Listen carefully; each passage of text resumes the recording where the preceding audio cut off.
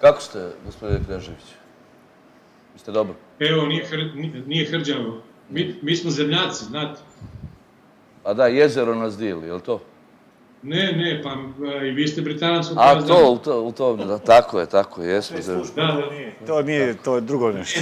Nisam mislio preko Lokve, nego preko Lamanša.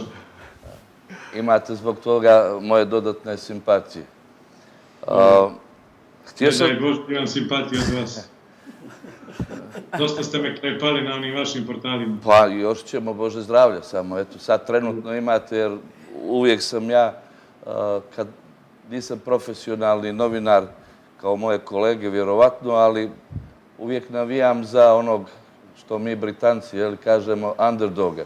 Tako, vi ste u toj situaciji sad da ste traženi i to ste traženi, ja ću se složiti lagano sa vama u velikom dijelu od strane kriminalne hobotnice, a vi ćete to, Bože zdravlja, dokazati u vremenu pred vama.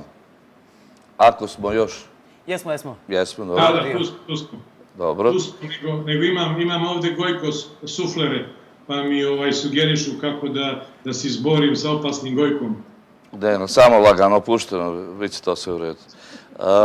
Recite mi, pošto nisam baš shvatio danas, a vjerujem ni većina javnosti, o ulozi Fieste Investments u aferi Telekom, privatizaciji Telekoma, niti iz šeme gospodina Katnića, niti iz vašeg objašnjenja. Ali vjerujem da ćete to vi negdje u narednom periodu, vjerujem da ste dužni dijelu javnosti da pojasnite tu ulogu. Evo, neću vas večeras pitati oko toga. Ono što me zaista interesuje, a vjerujem i veći dio javnosti, koja je uloga Fiesta Investments u pokradenom referendumskom procesu, ili ćete, kao što ste otprilike najavili na početku emisije, prećutati taj dio da ne biste ugrozili državnost stečenu na krađi i na prevari.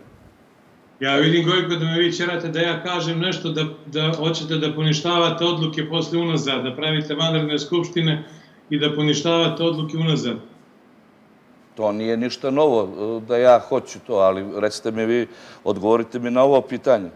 Kakva je uloga Fiesta Investments u referendumskom procesu, dakle u pokradenom referendumu na kojem ste stekli državu ovako kako ste stekli i koja, evo, očigledno, sad kao i svaka revolucija, jede svoju djecu? Pa ja mislim da je sad referendum nije pitanje i da ne bih se bavio sa tim, jer mislim da ulazimo u jednu zonu koja se malo tiče geopolitike i da bih skrenuo sa ove teme o kojoj smo pričali i morao bih tu da involviram neke strane subjekte što u ovom momentu nemamo rješenja to uradimo. Dobro, možete li da potvrdite da je Fiesta Investment bila uključena u referendumskom procesu? Pa direktno ne u referendumskom, ali u predreferendumskom jesu. Apsolutno u predreferendumskom. Smatram to isto. Dobro, hvala.